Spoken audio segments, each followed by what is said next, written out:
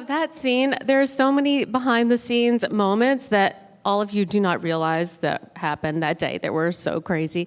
First of all of the extras' dresses were falling apart because they were vintage dresses, and with each take and every dance, they were just like splitting apart at the seams.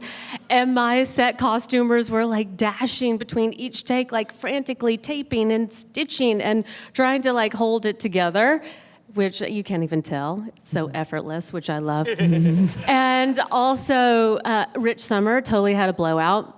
Not kidding. Big split. Terrible.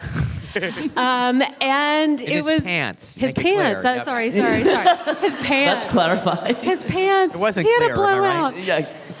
He did. And also the dress that Betty's wearing, Matt, you may not even remember, but when Matthew Weiner and I were first talking about that scene, it was very important because Betty was going to meet Henry for the first time, and she's like out to here pregnant. And, Matt had just said to me like, oh, I want it to seem very romantic. It needs to seem innocent. I'm like, oh my God, innocent. She's pregnant and she's married to Don, and like all of these crazy things are happening in the story. And so romance. I think of lace. I think of like Betty, the Eternal Bride, and I had my fitting with Betty with January. It was very late at night, and I had come to see Matt in his office, and I showed him the fitting photos, and we hadn't finished sewing the dress yet, and Matt had said to me like, oh, I don't really like it so much. And I'm thinking, oh my God, like we're shooting this scene at 6 a.m. What the hell am I going to do? He doesn't like it. But it was from the fitting photo. So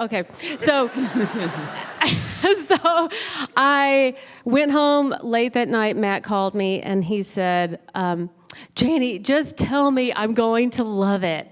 And I said, Matt, you're going to love it. It's going to be awesome. And I'll never forget that morning. The next morning, we were shooting that scene, and you texted me from the scene, from the set. I was like helping the other actors get it ready.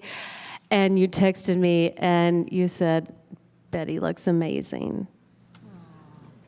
Yeah, just to let other people do their job. You don't do their job.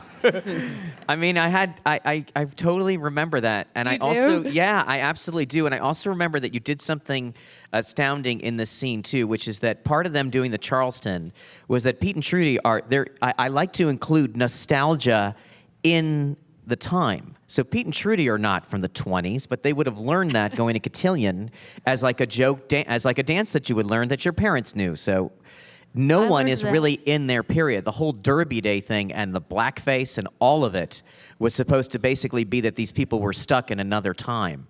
And there are so many layers of like where the characters feel like they're dressed up in costumes, some of them. So like they're just there for wearing a crazy hat or whatever. There's so many layers of like the people at the period looking back at another period, which is really, I remember talking about it, but I never thought it would turn out, and you can really feel it. Well, that was a huge part about the 60s fashion, is that the 60s did the 20s.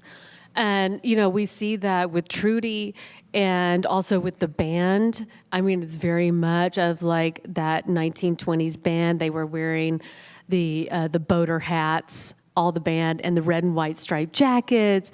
And I mean, that's also such an amazing part of the show, as well as when we get to see all of the cast together, the principal cast, the guest cast, the day players, all the background extras. I mean, they're the most stressful scenes to do, but also I find them the most rewarding.